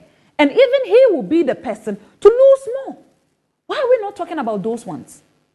So you are, we are just you are not interested. worried about our incompetence of managing state I properties. am worried. That is why I said earlier that people who are in charge of state properties, they need to sit up. I said it here. They need to sit up. Because right now, if it is privatized, people's jobs, people will lose jobs. Whether they like it or not, some people will be cut off. And so people should pay attention to the way they are handling state properties. I said it here. Because Senate cannot continue sinking these amounts. It's like we are not worried about the amount of money Senate has invested so far without any returns. We are not worried about that. Our worry is rather Brian purchasing. Let's worry about the fact that Senate has sunk over 200 million of taxpayers' money and they are getting nothing. And somebody is saying that, look, I am coming to share this burden with you. If we win, we break even. If we don't win, we break even. Why are we not talking about that? Why are we not even happy that it is a Ghanaian company, but not a foreign company? Why are we not seeing the fact that so far he was the highest bidder? Why are we just relegating all these facts and just focusing on the fact that it is Brian? Why are we also neglecting the fact that these purchases, or the bidding started, the whole process started 2018? Where was he? Was he not in Ghana? Why is it that he didn't blow the whistle? Blow the whistle on what? On the privatization. Why didn't they blow the whistle? That is why I'm saying that. It's because he's not blowing the whistle on privatization. He's blowing the whistle on a government official engaged that is in why I state said, bidding. Yes, so you have just answered. You have just said exactly what I've been saying all this while. That his problem is that it is Brian. That is just it. It's not but Brian. Not that it's not it Brian. Is it's unlawful. government official. Yes, yes. And just and as he has a name. The government official has a name. You see, just as you want to disassociate Rock City from Brian, you should be able to disassociate Brian from a government official. Yes. Yes. I have. That is why when you look at the board of governors, he's not part of them. He's not part of the board. 1. 2, he's not part of people that will take a decision. And he is not directly going to influence any decision that will be taken. Okay? And so where is the conflict of interest here? The decision is clearly not, he has no part in taking the decision concerning the privatization of these hotels. So how is that a problem? That is the question we should be asking ourselves. That is why I am trying to expose the fact that Ablakwe's worry is because it is Brian. Okay. That is it. Okay. And we are in an, electioneering year. So he has to do something to represent something. He has to do something to play to whatever expectations of his, whoever is interested in pursuing this case. But we were all in this country. When Mr. Mahama, after he left office, wanted to buy a state-owned property that was meant for vice presidents, we were all in this country. He didn't see anything wrong with that. I wanted to buy a state property that was meant for vice president. Yes. A building that is meant for vice presidents. Mr. Mahama, after his tenure as, a president, expressed interest. What did you do about it? It wasn't sold to him, of course. Why? Because it is meant for vice presidents. Okay. And it still has, the country will continue to have vice presidents. Okay. And so there is use for it. They are not running at a loss. Okay. The place is not in shambles or is in a mess that a different person cannot occupy. But the Abadi Beach is not in a mess. It's not in shambles. I never said it is in a mess. It's the same scenario I'm applying. No, I never said it is in a mess. All I'm trying to tell you is that they privatized 6 hotels. Okay? And it happened to be part. So even Why though, is it part? Even though, Let's justify. Even though they made profits, let's make it clear too that even though Labadi made profits in 2023, yes, but were they able to pay their dividends? Okay. So that is another thing we are not paying attention to. So hold on. So even if you are able to make profit and you use the profit to run the hotel, you are not able to pay your investors. What are you doing? You are doing nothing at the end of the day. Have you been to Labadi Beach recently? I have never been there.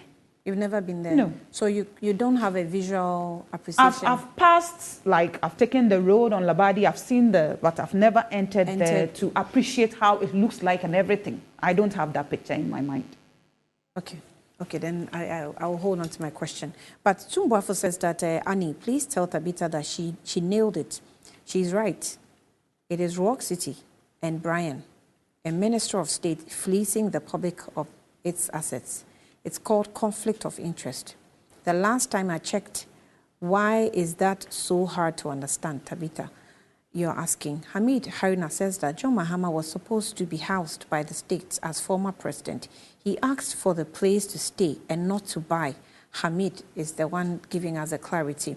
Annie, isn't it funny that the MPP lady is vehemently saying that she knows what Brian Achampong, she knows what Brian says, but not what GRA owns record is saying. And isn't it strange that all NPP members are defending the sale of the Snit hotels, some from East Legon? Well, if she says she hasn't seen the GRA documents, it's fair, because the last Friday, even Ablakwa had to make copies for his co-panelists and Dr. Randy as well.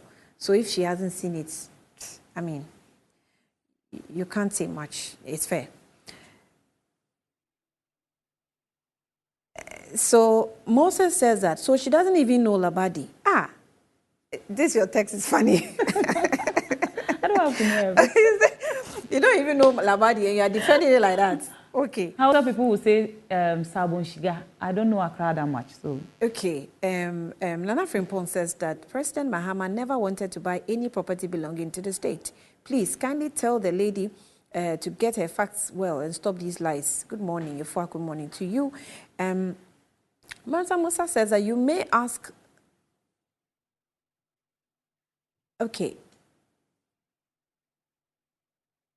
So, Annie, why would anyone spending millions of dollars on hotels that are making huge losses, if SNIT relinquishes 60% of its shares, they will still be left with 40%. Has Rock City been able to prove that the business plan can provide adequate turnover of profits to service stakeholder shares?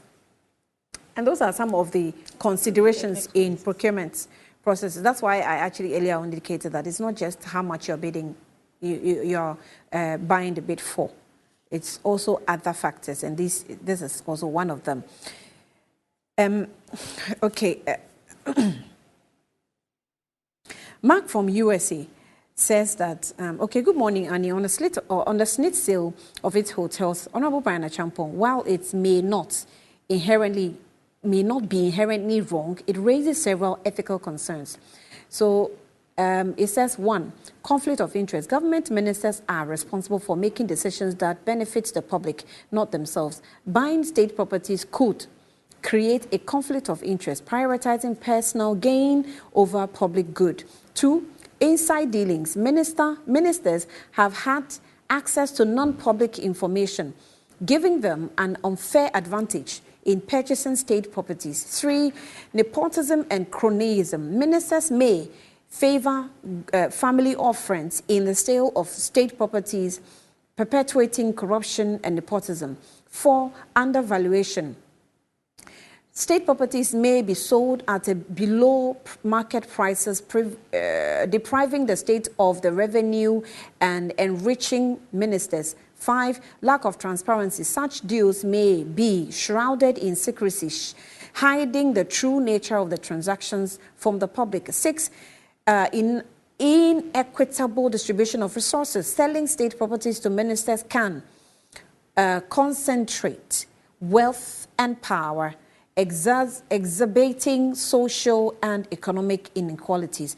Ultimately, it is crucial to prioritize ethical governance, transparency, and accountability in the management and disposal of state properties. This is from Mark, USA. Mark, thank you for the details. And I think it summarizes a lot of concerns on this particular transaction. Ambassador Hazel says that, Annie, please let the NPP lady know, she's called Tabitha, know that Mahama never requested to buy the property. He was entitled to be housed by government as informed as a former president, and he put in the request, and that should be allowed to stay in, that he should be allowed to stay in the house. So Tabitha, do you get the clarity? I think 3 people already have sent me this clarity. Ask Tabitha why Rock City, owned by Brian Achampo, will not be the highest bidder when its owner is a cabinet minister. How can anyone rule out inside information to him? So they shall deny there was insider information, but nobody can be sure of that.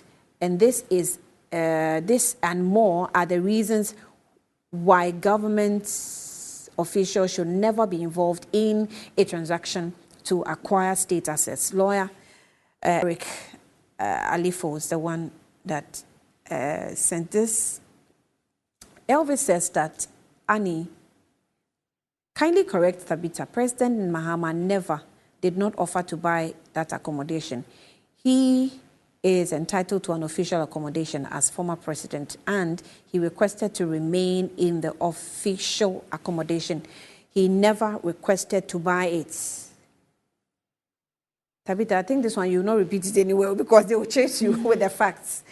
He never requested to buy it. I remember it came out before, and there was, I think, some clarity that came from your office, your communication office, that he was promised, I mean, he's entitled to actually an accommodation. Yes, as a former president.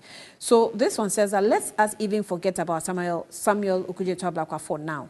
The workers who own those assets, because it is their money which was used to acquire those assets, say no to the sale of their assets. And what's government saying? Are those assets personal properties of the ruling party, or they are for the Ghanaian workers whose contributions go into that? The workers say no. Shouldn't that end the matter? Kofi Sika, you know this issue, organized labor is requesting for, they're requesting for a bill. Not a bill, but what's it called?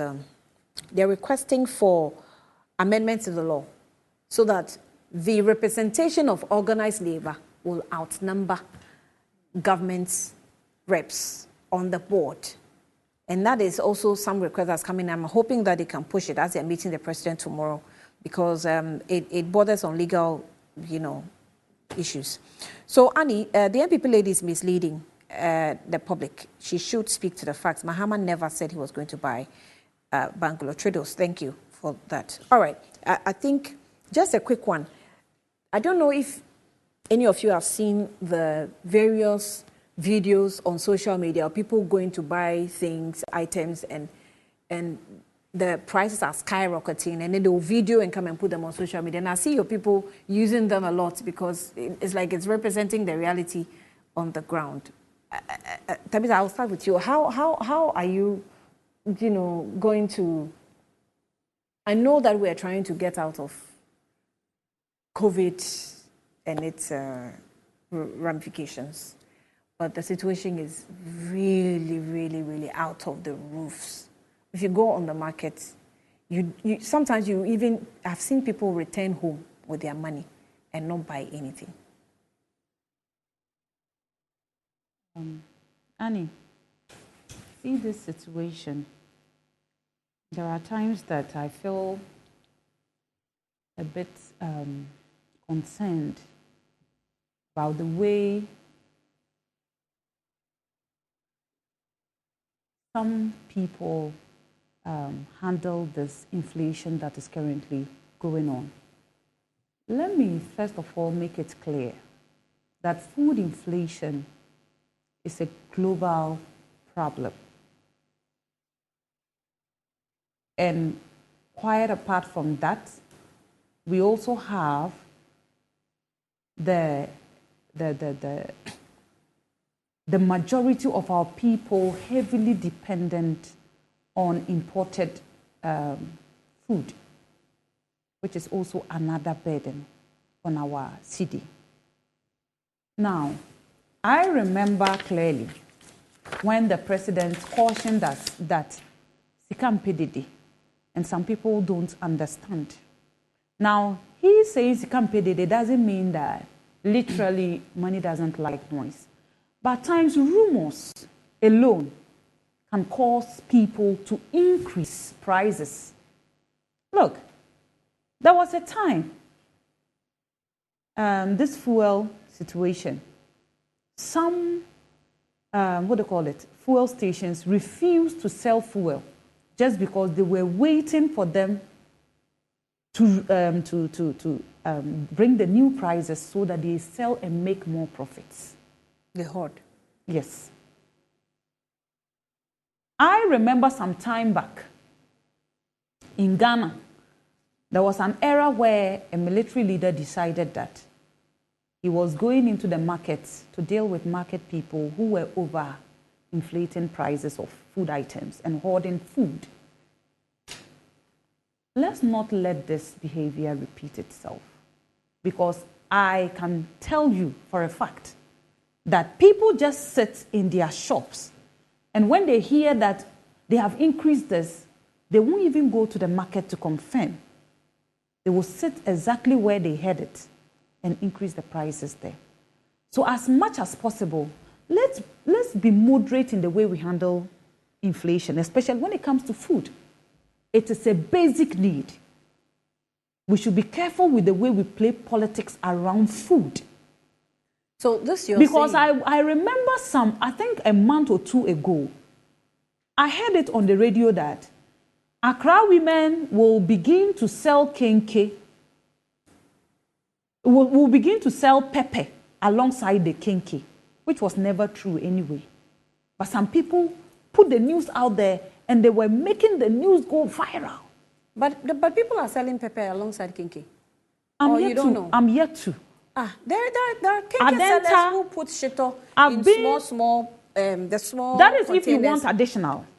But so far, anywhere I go to in Adenta, I buy my kenke, I don't buy pepper. Anywhere I go to, around Tema, Ashaman area, I don't buy I'm only going to talk about places that I go and buy my kenke that I don't buy pepper. Okay, so are you saying that... I am saying that... This pricing... the pricing... complaints... Yes, is the way people are spreading the false news. That this thing is expensive, just like you said, they are sharing, videos. So if I have a shop and haven't been to the market yet to confirm that actually prices have been increased, and I see that video, I say, hey, I've seen that they've started selling. What did you buy recently on the market? What did I buy recently? Just yesterday. What's the last thing you bought on the market? On the market, when it comes to what? Food. I think it was a crate of egg. How much did you buy it for? You know, the eggs, depending on the size. How much did you buy it for? I bought it for 65 cedis. For the crate? Yes. Okay. And this is around Ashama area that I bought it. Okay. And so I want to send a word of caution out there. Please, let's be measured in the way we are doing this, our politicking this year. When it comes to food, let's be very careful. Let's not mislead people to overinflate prices of food. No matter what we do, the poor will always be with us. And so let's have that human feeling in us. So wait, this is going to who? Political parties, or is going to the... Individuals who are interested in spreading rumors of inflation. Right now, the only commodity I know that is doing so badly in the market is the tomato. So far, that one and pepper is not good at all, and I'm so much aware. Okay. But the other ones that people are now going about doing, I haven't seen that video you are talking about anyway, so I can't speak to it. There's a video I saw. It was quite frustrating. The woman had gone to buy food and was like, she didn't even like the food she had gone to buy. She was just throwing it. A yam. One for 40 cedis. 1 for 40 cedis, yes. A carton of chicken. Yes. This is the video. That's a video. By the way, I thought it's 40 cedis. If it can master, you do a sign by the way, that's all. 40 cedis. No go buy and you make one day 40 cedis. And now we 2014 and now we need 1.6. And now we are 12.6. Ground chicken. Ground chicken boy and now we need and now we now 8 cedis. And now we are 5.2. Reese. I put on some high. I put on some 70 and then I put on some way your full top weigh 6 million. I get the one. Now, you're bad. John Ramani, Mamma, if you are some way, they can't know. Meaning, so what TikTok, share me, ye, and now we near my way.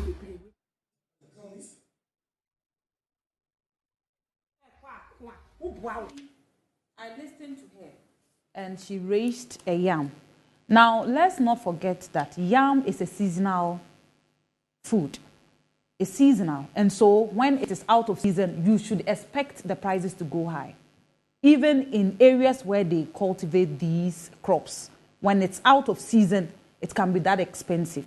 So I won't be surprised if they say a yam goes for 40 Ghana cedis. I won't be surprised. The chicken, you see, the importation is one problem. Okay. And so I want to say something. You know, my candidate has a policy concerning the importation of goods. He is saying that when he is made president, he will ensure that there is, when it comes to importation, he's going to put a benchmark price on it, that it wouldn't be so much for our people. Okay, I don't have a lot of time, so let me have... To bear. So I think it's one of the things that they are going to look at, at closely and work on it going forward. Okay, Louisa. Annie, I am so surprised and shocked at the same time by whatever posture Tabitha has taken this morning. According to Dr. Bawumia's logic, from what Tabitha is saying, my name is Dr. Bawumia. I am the vice president of the ruling government. The government should increase tariffs at the ports. The government should introduce new taxes. The government should make inflation high that we cannot control. The government should spend recklessly. The government should actually supersede a cedi that has depreciated a record high in the history of Ghana. But when I am voted to become a president, I, Dr. Bawumia, who helped my president as a vice president to put Ghanaians into this economic hardship, would see a turnover. What sort of kindergarten economic solution is this one? And I am so surprised that Tabitha is now realizing that food items are actually seasonal. Under President Mahama and the NDC, food items were not seasonal. Yam was not seasonal. Tomato was not seasonal.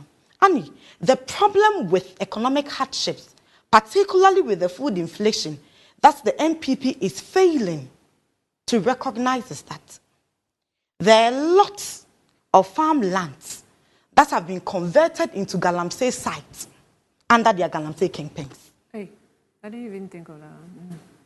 So at the end of the day, whatever we are supposed to even cultivate, the few that we have to cultivate, we can't cultivate and make any earnings out of it because all our farmlands have been turned into galamsey pits.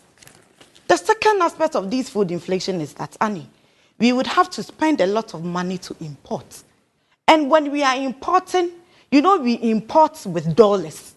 So if the cedi has depreciated to the barest minimum, and a cedi to $1 is now 16 Ghana cedis, and I would have to import tomato or onion from Niger, how much do you think I'm going to import that product for? And when I come into the country, how much am I going to sell it for? And surprisingly, it is painful that Tabitha and its MPP will seek to run down the intellect of the ordinary Ghanaian trader who has been selling foodstuff all these years, that it is on mere speculations that they increase prices.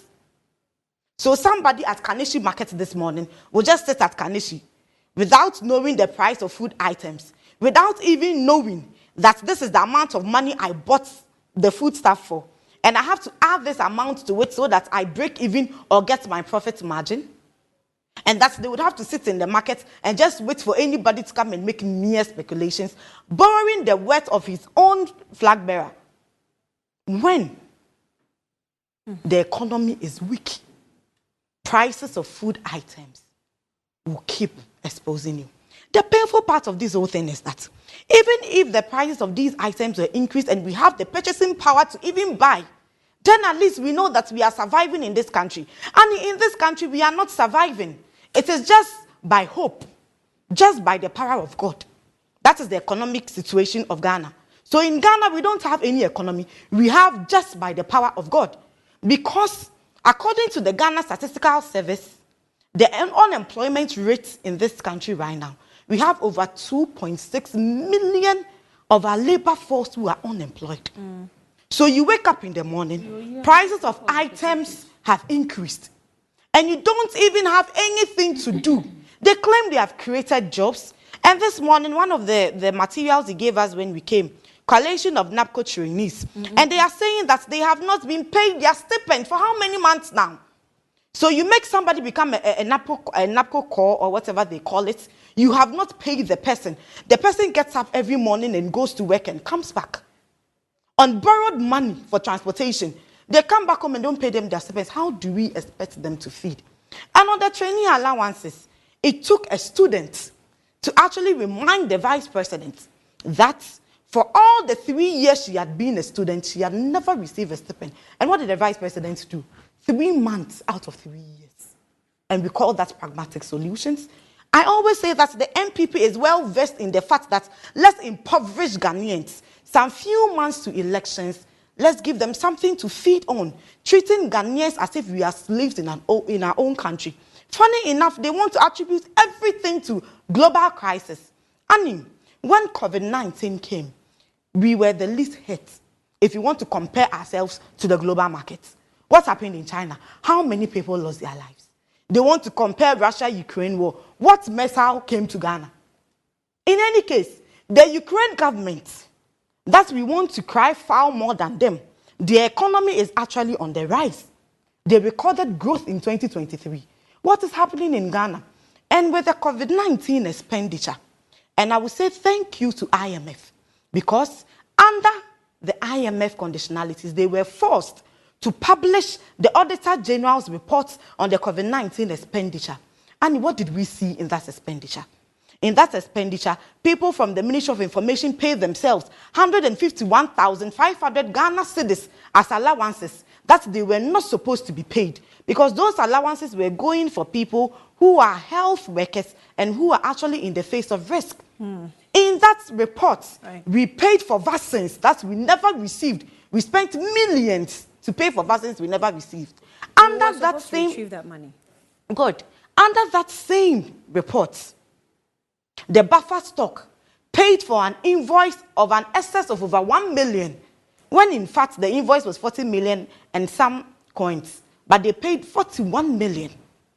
So if we misappropriate funds that were given to us to manage our COVID-19, and then we turn around to blame the same COVID-19 that has given us excess than we need, that it is what is making us impoverished in this country, then I would want to say that if the MPP do not know how to govern, they should stop everybody's time, wasting everybody's time. We are tired in this country. Pack their bus and leave the Jubilee House. Because Annie, in 2016 and 2020, the message they kept hammering, and I was happy when they played a video from President Akufo-Addo saying that the dollar, that was a cedi to 3.80, a dollar to a 3.80 pesos. He said that that is not the way to go. And then his government is going to make it better.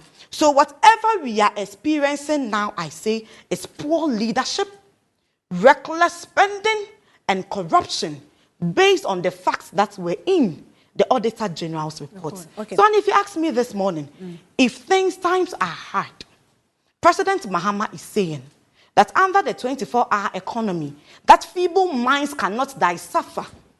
We are going to actually level on industrialization and service delivery. And industrialization, we all know that we are going to feed it with raw materials. So whatever policies under the NDC government that we were given, free fertilizers, making sure that our farmlands were working, and then making sure that there were cocoa rows for them to convey their farm produce to these industries, it is going to work. And together, we are going to build the Ghana that we want. Right. Yes. Right. Time is up. Time is up. My time is up. I know, but you see, you've given her so much time than me. I just want to say something small. You see, so far, all that she has said, I'm going to summarize it for Ghanaians. She was just taking them through an emotional roller coaster. Even when she decided to proffer a solution, she just made it a ballpark thing. She said there is going to be a 24-hour economy. They are still not explaining feeble what they are going to do. I explained. Feeble minds cannot decipher. So if you have a feeble mind and you cannot decipher, don't pretend that Ghanaians' minds are feeble as yours. I'm talking to you. Ghanaians, you are talking to who? My dear, you people should go back and do your homework well. I've realized that you people just come here and say 24 hours. You couldn't tell us what 24 hours is going to be service delivery. Do you know the number of raw materials? Did I not talk about it? So if the you number of industries that this government has been able to build in Ghana? Do you know? You have no idea because you have decided to blind yourself. The number of Do you know the number of industries that this government has been able to build so far? How many? They are over 100. That's not true. That is true. That's not true. Some are I'm coming. Let's not make a mistake. Some are private. I'm coming. Some are private. Some, my dear, look, humble yourself. You are here making noise. When you were talking, I humbled myself. Okay. If you cannot even learn from me, at least be decent in your submission. I was very gentle when you were doing that, your 24-hour attempt of trying to explain whatever you wanted to explain. Look, you cannot keep on deceiving Ghanaians that you are bringing a 24-hour policy when you cannot explain to them how you are doing it. Please, nobody is going to allow you to take Ghanaians through an emotional roller coaster. Hold on. What is your problem if a party fails to explain its policy? What's your problem? Because the truth is that there is already a bomb looming in the near future, and we want to prevent Ghanaians from going there. So why don't you use the opportunity to explain yours? Yes, I explained. And when he tells people that he wants to advise them, that she should be humble enough to also take advice from people. When he is made president, he will ensure that importation duties are subsidized. He said he is in power now. He should do it. His government is in power now. Dr. Bawumia is not in opposition. Can't you tell her to hold her horses? You look gentle, but you are not gentle. And this is the style of the NDC people. When you were communicating, I kept quiet. That doesn't mean I'm a fool. I'm not a fool. You sat here and told me that I have a feeble mind. How dare you? No, he didn't say. She said it. She didn't say that. She said it. You didn't listen. No. She said it. She pointed at me and said, you. Tabitha. Please, there are people she here. Said, and when you wanted to advise, I'm coming. Did she tell me that? I'm coming. Did you? Can you hold that? I don't take heckling. Can you hold her? I don't take heckling. Nobody is heckling you. You decided to heckle me. You were here when she said she would advise me. So if I've taken your advice in good faith and I'm advising you, please, Louisa, hold on. She said feeble minds cannot decipher. Yes, and I said, what do you mean? And she said, feeble minds like you can play the game, the video again. She pointed at me. And let me tell her that it's unfortunate that she thinks that she has all the wisdom in this world. My dear, you know nothing. Sit down and humble yourself and learn. We are all in this world learning. Every day there is something new to learn. If you don't humble yourself, you will never learn. And that is what they failed to do all these years. Okay. The NDC doesn't learn. That is why I've always told you that let's stick to issues. Okay, 1 minute. And so far she has not been able to offer anything. 1 minute. And so, my dear, you cannot give her 1 minute because she decided to chop into my time. She was heckling me, so I couldn't make my point. She was asking questions. She was heckling me. And I was asking you to ask her to shut up. How do you mean I cannot? No, that is what happened. She was interjecting. No. Do you know how many minutes you spoke for? How many minutes? So far, all I am doing is that I'm trying to stop her from interjecting. I haven't been able to make any submission. Louisa, you have 1 minute. Annie? 1 minute. I just want to say this briefly. He who goes to the table of equity must do so with clean hands. You know, okay. If you want to advise people, they have seen that there hasn't been fair, what do you call it, distribution of time. The heckling has always come from her. Ghanaians are the best judge. They will judge between the two, the characters that we have portrayed this morning. And I want to talk to my sister. If your government is being heckled and you feel pained with the facts, don't come at people. If you don't know this, learn it today from this desk, that you do not go at people. I have never done that on any. I have been talking for this government for so many years. I have never attacked an individual. And for her to sit here and tell me that I have a feeble mind, I leave her to her conscience. That is if she has one. Okay. And going forward, she should learn to humble herself. Okay. There are others that are more wise than her. They are wiser than her. They will never go off track. You are off track. Put yourself in check. When you feel pained that your government is still not able to explain to Ghanaians. Do you have anything to say about feeble mind? To tell Ghanaians how you intend to do your 24 hours. It's not a game of an emotional roller coaster. That is what you people are doing to If she Ghanaians. wants to be on an So emotional far, roller coaster, that is what you people are doing to Ghanaians. Okay. You're not giving them any solutions. Okay, You're just taking them through emotional. We'll wrap it up here. Ghanaians are aware of the our intelligence person. Okay, we'll wrap it up is here. very wise. I'm grateful for your time. I'm grateful for your time, ladies. And that's what we have for you this morning. Good morning. And we're back tomorrow.